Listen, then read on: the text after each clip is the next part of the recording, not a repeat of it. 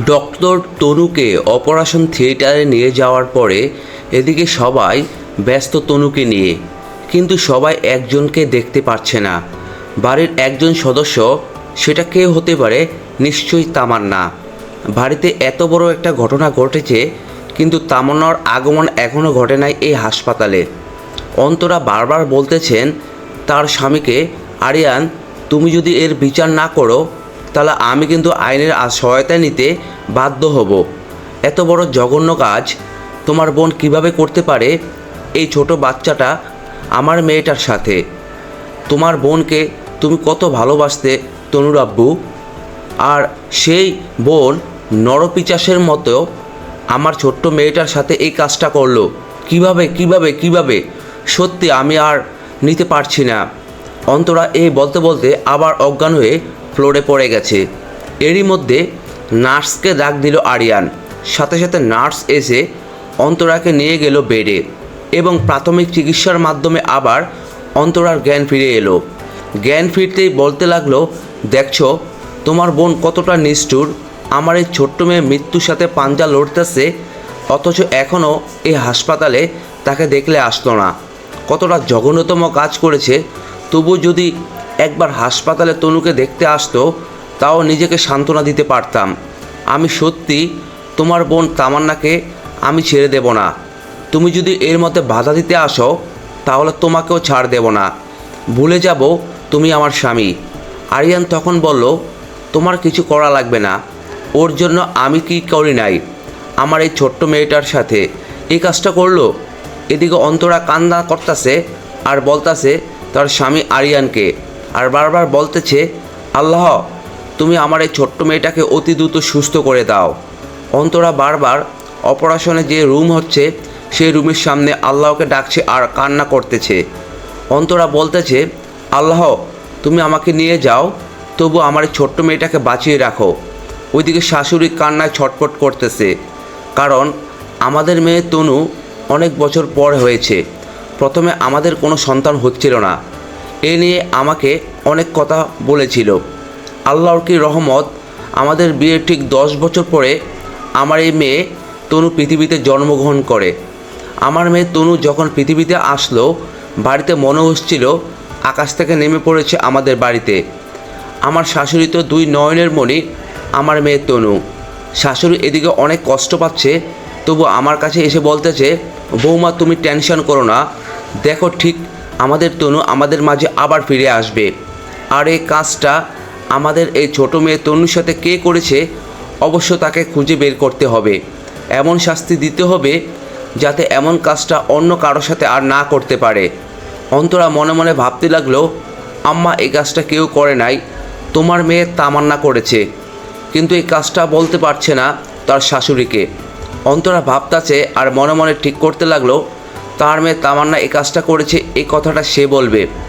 শাশুড়ি আমার সাথে কথা বলার পরে আমাকে বলো, তামান্নাকে দেখতে পাচ্ছি না তো, আসে নাই বৌমা। মেয়েটা যে কি করে সারাদিন, এত বড় একটা বিপদ, তবু তাকে দেখছি না এই হাসপাতালে। আচ্ছা বৌমা, তুমি একটা কাজ করো তো, তামান্নাকে কল করো। ওর সাহস কী করে হয় এখন পর্যন্ত বাড়িতে কি করে আমার কলিজার নাতনি মৃত্যুর সাথে লড়ছে আর ও বাসায় রয়েছে? কেন তুমি দ্রুত ফোন দাও আর আমার সাথে কথা বলতে দাও। তখন শাশুড়ি আমার কথা শুনে অন্তরা দ্রুত তামান্নাকে কল দিল। তামান্না কলে রিসিভ করলো। শাশুড়ি আম্মা তখন বলল, এই তুই কোথায় রে? তোর সাহস কি হয় এতক্ষণ পর্যন্ত তুই হসপিটালে আসস নাই কেন? তুই জানোস না হাসপাতালে আমাদের আদরের নাতনি আজ মৃত্যুর সাথে পাঞ্জা লড়ছে? তামান্না কোনো কথা বলতেছে না। তামান্না বলল, মা, আমার একটু কাজ আছে, এই কারণে আমি এখনও হাসপাতালে আসতে পারি নাই, তবে আমি খুব দ্রুত হাসপাতালে আসতেছি। তুই কি বললি তোর কাজ আছে? আমার আদরের নাতি থেকে তোর কাজটা আগে? বাড়ির প্রত্যেকটা মানুষ কান্না করতে করতে অবস্থা খারাপ, আর তুই ওদিকে কাজ দিয়ে আসস? যেই ভাই ভাবি তোর জন্য এত কিছু করেছে, এমনকি তুই যখন ছোট ছিলি তখন তোর ভাই তোকে দেখভাল করছিল, আর ওইদিকে তনু হাসপাতালে, আর তুই বলতেছিস কাজ আছে? বাহ তামান্না, তুই কিভাবে এত নিষ্ঠুর হতে পারলি? ভুলে যাস নে এখন পর্যন্ত তোর ভাইয়ের খরচে লেখাপড়া যারা দেয় সব কিছু করতাস। এমন কিছু করিস না ভুলে তুই আমার মেয়ে।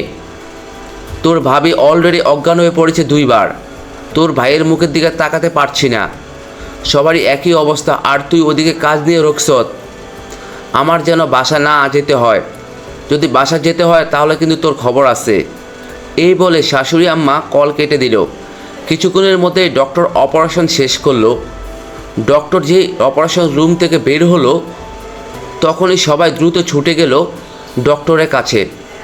অন্তরা ডক্টরকে বলল, কান্না করতে করতে বলছে, আমার মেয়ে তনুর কী অবস্থা ডক্টর?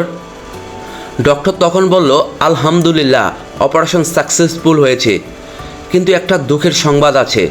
সবাই ছটফট করতে লাগলো কথাটা শোনার জন্য। সবাই বললেন, আচ্ছা ঠিক আছে, কী কথা বলেন তো। ডক্টর তখন বললেন, এতটাই ক্ষতবিক্ষত হয়ে গেছে যে ছোট্ট মেয়ের তনু যৌবন জায়গাটা আর কখনোই সে মা হতে পারবে না বিয়ের হলে। ডাক্তার বললেন, কিন্তু আপনাদের কাছে একটা রিকোয়েস্ট, এই কথাটা কাউকে বলবেন না। যদি বিশেষ করে এই ছোট্ট মেয়েটা শোনে তাহলে সে অনেক কষ্ট পাবে। এই কথাটা শোনার পরে বাড়ির সবাই আল্লাহকে ডাকতে লাগলেন আর বলতে লাগলেন, আল্লাহ, তোমার কাছে কি অন্যায় করেছিলাম? আমার এত বড় শাস্তি দিলা আমার এই ছোট্ট মেয়েকে দিলে। অন্তরা তখন ডক্টরকে জিজ্ঞেস করলেন, কতক্ষণ পরে আমার মেয়ের সাথে আমরা দেখা করতে পারবো? ডক্টর বললেন, ওর জ্ঞান ফিরতে ফিরতে সকাল হয়ে যাবে। আপনারা একটা কাজ করেন, বাইরে যান, ঘুমিয়ে যান। অনেক কারণে আর রাত রাখবেন না। নার্স ওইখানে থাকবেন। যদি জ্ঞান ফিরে অবশ্যই আপনাদেরকে ডাকবেন। ডাক্তার আরও একটা কথা বললেন, আমার জীবনে কখনো এমন অপারেশন করে নাই। আজকে আমার জীবনে ফার্স্ট এই ছোট্ট মেয়েটাকে অপারেশন করা। মেয়েটাকে অজ্ঞান করেছিলাম, কিন্তু যখন অপারেশন করি মেয়ে কান্না করতে লাগলো।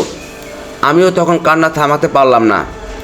তখন মেয়েটাকে আমি বললাম, আম্মু তুমি টেনশন করো না, ভালো হয়ে যাবা। আল্লাহর অশেষ রহমতে ভালোভাবে অপারেশনটা করে নিজের কাছে নিজে খুব ভালো লাগতেছে। আর এই ছোট্ট মেয়েটার সাথে যে নিকৃষ্ট কাজটা করেছেন, দোয়া করি তার শাস্তি আল্লাহ অবশ্যই দিবেন।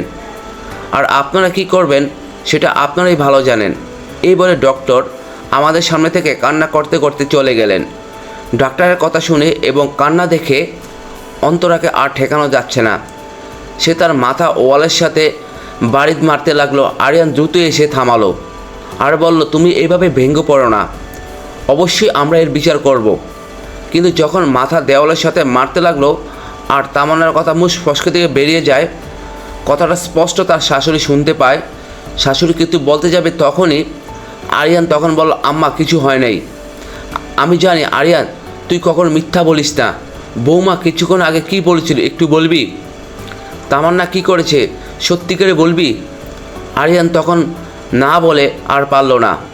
তার মেয়ের এত বড় সর্বনাশটা তার ছোট বোন করেছে। আমি কিভাবে যে তোমাকে বলি আমি যে বুঝতে পারছি না মা। আমার মনে হয় তোমাকে বলাটা খুবই জরুরি, যেহেতু এত বড় একটা সমস্যা আমাদের মেয়ে তনুর সাথে ঘটেছে। অবশ্যই তোমাকে বলা উচিত। আরিয়ান তখন সব কিছু খুলে বলতে লাগলো। তার আম্মা, তুমি হয়তোবা জানো না, আম্মা এই ঘটনার সাথে জড়িত আর কেউ না, আমার এই ছোটো বোন তামান্না। আম্মা, আর এই কথাটা শুনে মনে হলো আকাশ থেকে বিদ্যুৎ চমকানোর মতো চমকে উঠল। কি বলিস আরিয়ান, তোর মাথা ঠিক আছে? আরিয়ান বলল, হ্যাঁ আম্মা, আমার সব কিছু ঠিক আছে। আমিও প্রথমে বিশ্বাস করতে পারছিলাম না যখন তোমার নাতনি অনু ওর আম্মুকে বলে এবং ওর আম্মু যখন আমাকে বলে।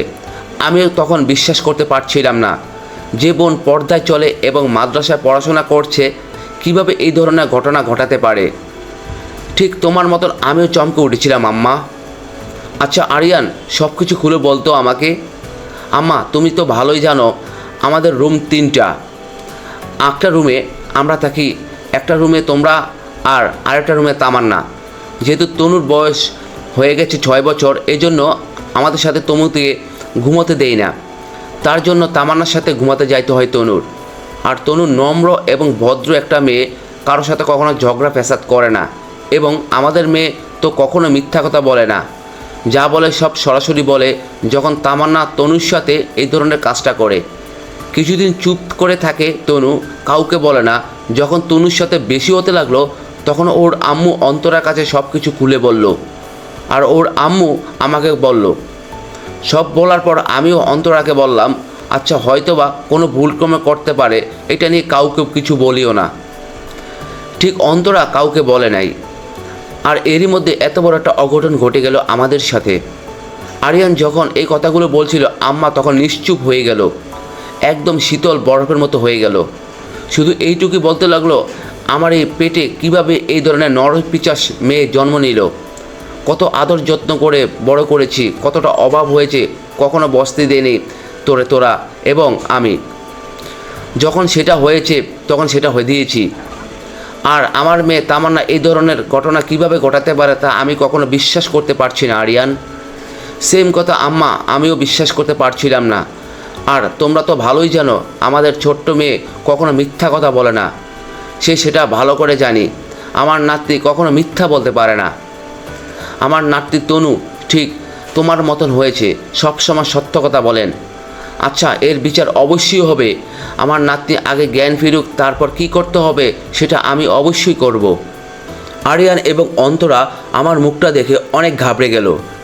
আর ঘাবড়ে যাওয়ারই কথা, যে মেয়েটা পর্দা করে এবং মাদ্রাসায় পড়ে, সেই মেয়েটা কিভাবে এই কাজটা করতে পারে কেউ বিশ্বাস করতে পারবে না। এই কথাটা শোনার পরে আম্মার চোখ দিয়ে অজরে পানি আসছে আর বলতে লাগলো, এমন মেয়ে যেন আর কারো পেটে না হয়। তখন আরিয়ান এবং অন্তরা দুজনে আমাকে বোঝাতে লাগলেন, আম্মা তুমি আর টেনশন করো না, হয়তোবা ভুলেও করতে পারে তামান্না, কারণ এখন ডিজিটাল যুগ, বিভিন্ন বন্ধুদের সাথে চলাফেরা করে এমন নষ্ট হতে পারে। আমিও ভালো করে চিনি আমার বোন তামান্না কেমন ছিল। অবশ্যই এর পিছনে কোনো না কোনো মানুষের হাত আছে, আর অবশ্যই আমরা এটা বের করব। শুধু এইটুকু ভাবো যে তামান্না কখনো ফোন চালাতে চাইতো না, শুধু বলতো, ভাইয়া ফোন আমি কী জন্য চালাবো, আমি জোর করে ফোনটা কিনে দিয়েছিলাম, তোমার মনে আছে আম্মা? আম্মা তখন বলল, হ্যাঁ আরিয়ান আমার মনে আছে। এসব কথা বলতে বলতে কখন যে সকাল হয়ে গেল আমরা কেউই বুঝতে পারলাম না। আর এই মুহূর্তে কিভাবে ঘুম আসে সেটা তো বুঝতেই পারছেন। আদরের মেয়ে যখন অপারেশন থিয়েটারে থাকে কেউ ঘুমাতে পারে? ঠিক আমরা ঘুমাতে পারছিলাম না। সকাল আবার পূর্ব দিকে শালিকের কিচিরমিচির নিচির শব্দ সরাসরি কানের মধ্যে আসতে লাগলো। শুধু মনে মনে ভাবতে লাগলাম, আমার মেয়ের জ্ঞানটা কখন ফিরবে। এটা বলতে নার্স আমাদেরকে ডাক দিলেন, বললেন তনুর পরিবারের লোকজন কেউ আসতে পারেন এখন। এটা বলার পরে অন্তরা ছুটে গেল তনুর কাছে, যাই ভাইয়া দেখতে চাই। তনু অনেক নার্ভাসের সাথে বলতেছে, আম্মু আমি এখানে কেন? অন্তরা তখন বলল, আম্মু তোমার কিছুই হয় না, তোমার অনেক ব্যথা পাইছিলে, এই কারণে হাসপাতালে আনা হয়েছে, তুমি খুব দ্রুত সুস্থ হয়ে পড়বে। সবাইকে দেখতে পেয়ে তনু অনেক খুশি হলো। তার দাদিকেও বলতে লাগলো, দাদি আমি কি ঠিক আছি? দাদি কান্না করতে করতে বললেন, আমার লক্ষ্মী বোনটা, তোর কিচ্ছুই হয় নাই রে, আমরা তো তোর পাশে আছি। দাদিমা কান্না দেখে তনু বলতে লাগলো, দাদি তুমি কান্না কেন করো, আল্লাহ আমাদের প্রতি আমাকে সুস্থ করে দেবেন। দাদিমা তখন বললেন, আমার পাগলি একটা বোন। তখন তনু বলতে লাগলেন, দাদিমা ফুপিকে দেখেছি না, ফুপি কোথায়? ফুপি কোথায়? ফুপিকে হাসপাতালে আসে নাই? হ্যাঁ, দাদি বিড়বিড় করে শুধু বলতে লাগলো, ওই রকম কুরাঙ্গার সন্তান না আসাই ভালো এই হাসপাতালে। তনু বলল, দাদি তুমি কিছু বলছো না কেন? না দিদিভাই, এখনও তোর ফুপি আসে নাই, তবে চলে আসবে। তখনই তনুর এই কথা শুনে অন্তরা রেগে বললেন, তোর ফুপি নিয়ে এত চিন্তা করতে হবে না, ভুলে গেছো তোমার সাথে কি হয়েছে? আজকে এই তুমি মৃত্যুর জন্য দায়ী লড়তাছ কার জন্য? তোমার গুণধর ফুপি তামান্নার জন্য। তাই আমি যেন কোনোভাবে তার নামটা শুনতে না পাই। অন্তরা তখন এই কথা বললেন, তখন শাশুড়ি আম্মাও রেগে বললেন, সত্যি তো বলেছে তোমার আম্মুর দিদিভাই, আজকে থেকে মনে করবা তোমার ফুপি নেই। অনেক নরম করে এবং কান্নার আওয়াজে বলতে লাগলেন তনুর দাদি, কারণ একটা সন্তান যতই খারাপ কাজে লিপ্ত হোক না কেন, মায়ের মন সবসময় কান্না করবে, এটাই স্বাভাবিক। এসব কথা যখন আমরা বলতেছিলাম তখনই ডক্টর প্রবেশ করলেন আর বলতে লাগলেন, আপনারা কি শুরু করেছেন এসব? কিছুক্ষণ পরে তনুর অপারেশন হয়েছে ভুলে গেছেন না কি? এখন পেশেন্টের সাথে বেশি কথা বলবেন না, পেশেন্টের কোনোভাবে টেনশন এবং কষ্ট দিয়ে কথা বলবেন না। এমনিতে এত ছোট বাচ্চা, তারপরও এই ধরনের অপারেশন আমি কখনো করি নাই, আজকে আমি প্রথম করলাম এই ধরনের অপারেশন। অপারেশন করার সময় মেয়েকে অজ্ঞান করে নিয়েছিলাম, তবুও যে কান্না করেছিল, এর আগে কখনো কোনো পেশেন্টকে এরকম দেখি নাই। তাই আপনাদের কাছে অনুরোধ করব, পেশেন্টের সাথে বেশি কথা জোর করে কথা বলবেন না। যদি কোনো ক্রমে আবার অজ্ঞান হয়ে যায় তাহলে পেশেন্টের অজ্ঞান ফেরাতে অনেক কষ্ট হয়ে যাবে। ডক্টরের এসব কথা শুনে আমরা সবাই চুপ হয়ে গেলাম। অন্তরা তখন ডক্টরকে বলতে লাগলেন, ম্যাডাম, আমার মেয়েকে কবে নিয়ে যেতে পারি আমাদের বাড়িতে? ডক্টর তখন বলেন, আচ্ছা ঠিক আছে, আপনাদের মেয়েকে আপনারা নিয়ে যেতে পারেন, তবে কোনো সমস্যা নাই, কিন্তু অতিরিক্ত কোনো প্রেশার দেবেন না। এখনও পুরোপুরি সুস্থ হয়নি, কিছুদিন বিশ্রামের খুব প্রয়োজন, যেহেতু এত বড় একটা অপারেশন করা হয়েছে। আমার জীবনে এমন অপারেশন কোনোদিন করি নাই, এই প্রথম করলাম। দোয়া করি যেন অতি দ্রুত তনু সুস্থ হয়ে সবার মাঝে ফিরে আসুক।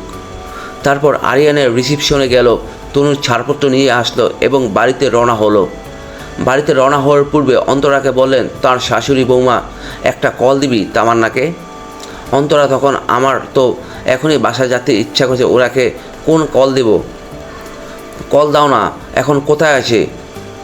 ওর সাথে আমার অনেক কিছু হিসাবও বাকি আছে।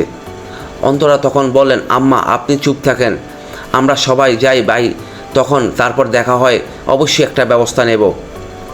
আম্মা তখন রেগে বললেন, তোমার কিছু করা লাগবে না, যা করার, যেহেতু আমার মেয়ে এত বড় ব্যথা কোথা থেকে হয়েছে এগুলো অবশ্যই আমার জানতে হবে। অন্তরা তার সাথে কথা বললেন না, শুধু বললেন, আপনার যেটা ভালো মনে হয় সেটা করবেন, কিন্তু এর বিচার অবশ্যই যেন হয় আম্মা। এদিকে আরিয়ান বলে, আম্মা অবশ্যই এর একটা কঠোর বিচার করতে হবে।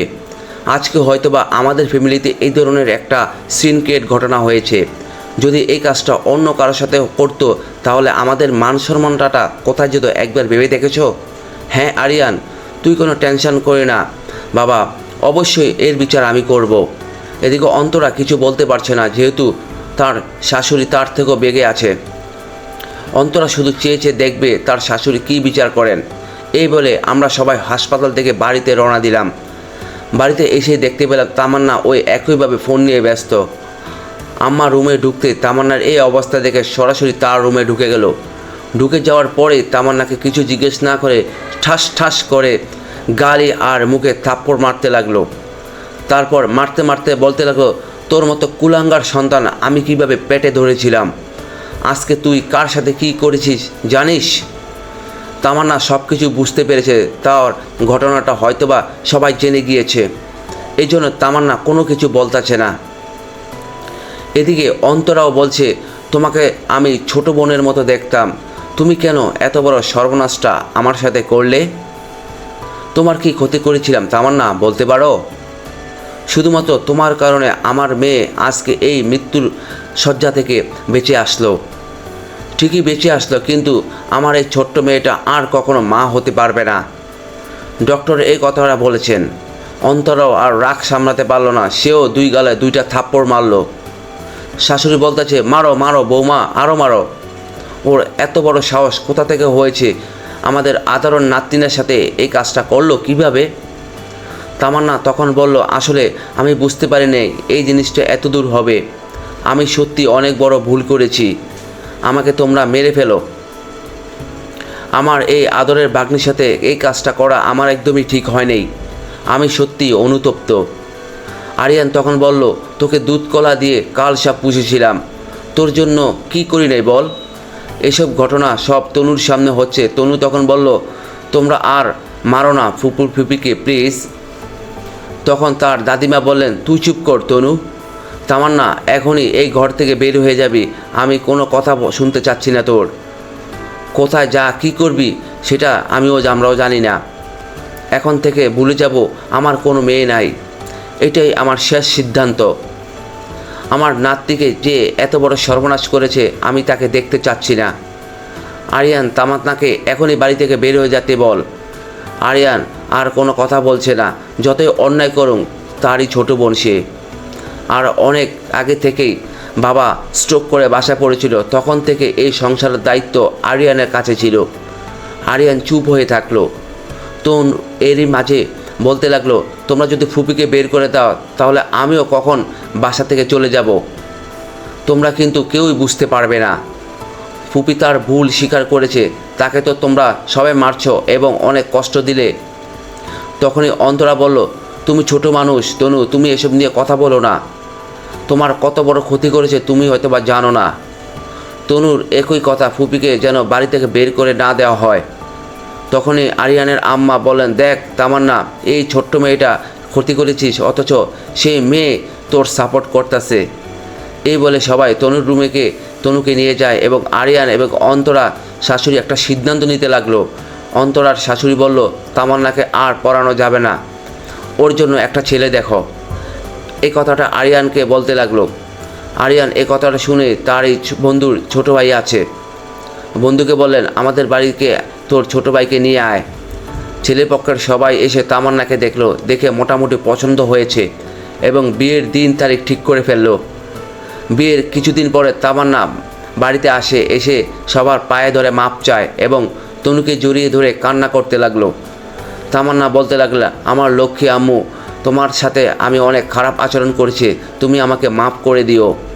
তনু তখন বলল, তোমাকে তো আমার ছোট আম্মু মনে করি, কখনো ফুপি মনে করতাম না। তামান্না তখন বলল, আমার পাগলি মেয়েটা। এই গল্পে একটি চিত্র তুলে ধরা হয়েছে। উপযুক্ত আপনাদের কোনো মেয়ে বা বোন যদি ঘরেতে থাকে তাহলে দ্রুত বিয়ে দিয়ে দিবেন। আর অবশ্যই আপনাদের মেয়ে অথবা বোন কোথায় যাচ্ছে, কী করতেছে, মোবাইলে কী করতেছে, অবশ্যই খেয়াল রাখবেন। একটা কথা সবাইকে বলবো, পর্নো ভিডিও থেকে সবাই সাবধানে থাকবেন। এটা একটা স্বাভাবিক, মানুষকে খারাপ করতে সময় লাগে না। আজকে যেমন ছোট্ট মেয়েটা তনুর সাথে হয়েছে, কালকে আপনার বাড়িতে প্রাপ্ত এমন কোনো বোন বা তো মেয়ে থাকে, তাদের সাথে এই ধরনের ঘটনা ঘটতে সময় লাগবে না। গল্পটা এখানেই শেষ করলাম। ভুল ত্রুটি হলে ক্ষমা করবেন। আর গল্পটা পড়ে কিংবা শুনে কী বুঝলেন তা অবশ্যই কমেন্ট বক্সে লিখে জানাবেন। আর অবশ্যই আমার চ্যানেলটি সাবস্ক্রাইব করে আমাকে আরও নতুন নতুন গল্প বানানোর উৎসাহ দিবেন। সবাই ভালো থাকবেন, ধন্যবাদ।